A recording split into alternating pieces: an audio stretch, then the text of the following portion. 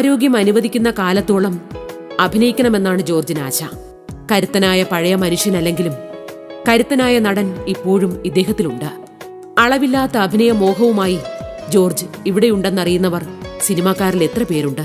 വേറെ ഒരു അസുഖം എനിക്കില്ല. ഈ മുട്ടുവേദനയുടെ ഒരു പ്രശ്നം മാത്രമേ ഉള്ളൂ. ബാക്കി കുഴപ്പമൊന്നുമില്ല. ഇങ്ങനെ ഇരുന്നുകൊണ്ടൊക്കെയുള്ള സീനുകളൊക്കെ അഭിനയിക്കാൻ ഇപ്പോഴും പറ്റും.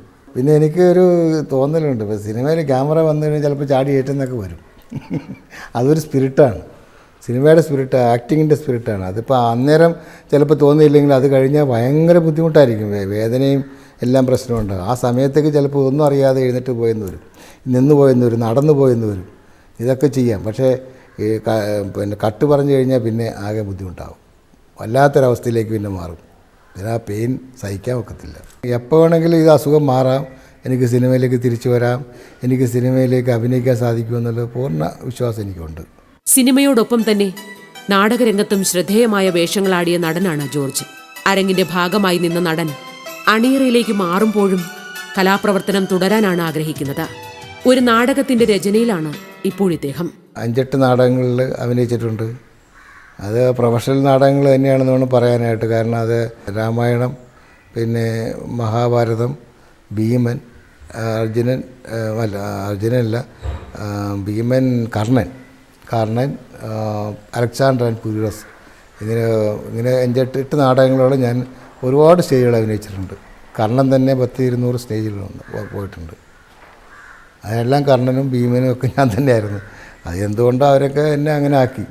ഇപ്പോൾ ഞാൻ ഒരു നാടകം എഴുതുന്നുണ്ട്, ബറാബസ് എന്ന് പറഞ്ഞൊരു നാടകം എഴുതുന്നുണ്ട്. ബറാബസിൻ്റെ ഒരു പുതിയ വെർഷൻ, ഒരു ബിബ്ലിക്കൽ നരേഷൻ്റെ ഒരു ഭാഗം അതിനകത്തെടുത്ത് അതിനകത്തുനിന്ന് കോട്ട് ചെയ്ത ഒരു നാടകം. 71 സീനുണ്ട്.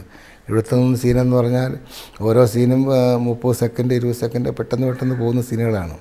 അത്യാവശ്യമായിട്ട് അത് എഴുതി വെച്ചിട്ടുണ്ട്. അതെനിക്കൊരു അവതരിപ്പിക്കണമെന്ന് ആഗ്രഹമുണ്ട്.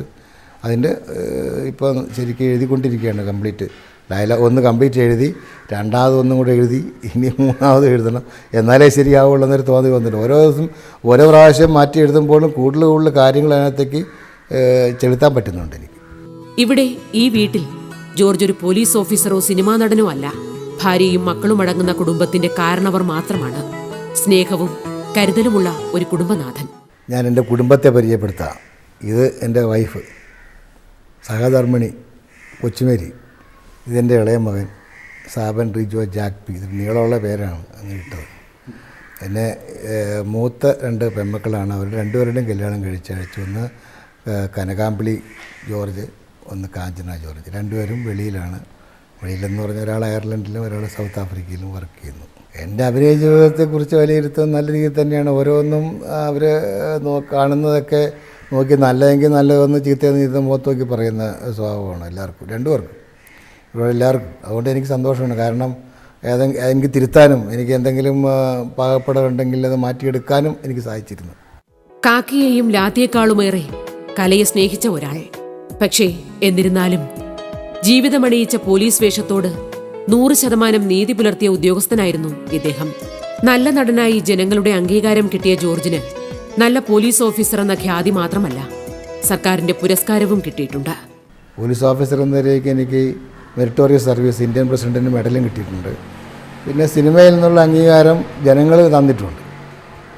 പിന്നെ ചാൻസുകൾ കൂടുതൽ കിട്ടാത്തതിൻ്റെ കാരണമെന്ന് പറയുന്നത് നമുക്ക് രണ്ടും പൊരുത്തപ്പെടുത്തി കൊണ്ടുപോകാൻ സാധിക്കാത്ത ഒരു സാഹചര്യം അവിടെ ഉണ്ടായിരുന്നു. അതുകൊണ്ടാണ് പെൻഷനായി കഴിഞ്ഞപ്പോഴത്തേക്ക് എനിക്ക് പടം ചെയ്യാൻ പറ്റാത്തൊരവസ്ഥയായിപ്പോയി. ആരോഗ്യാവസ്ഥ കൊണ്ട് എനിക്കതിപ്പോൾ ചെയ്യാൻ പറ്റുന്നില്ല. എന്നെ ആരും വിളിക്കുകയില്ല. ഇത് സത്യമാണ്.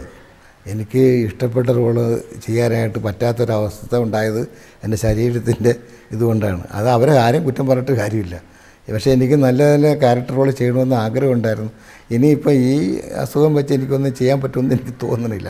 പക്ഷേ എനിക്ക് ഇപ്പോഴും ഇഷ്ടം നല്ല റോള് കിട്ടിയാൽ ചെയ്യണം, അത് ചെയ്ത് കാണിച്ചു കൊടുക്കണമെന്നൊരാഗ്രഹമുണ്ട്. അതിനി സാധിക്കുമെന്ന് എനിക്ക് അറിഞ്ഞുകൂടാ.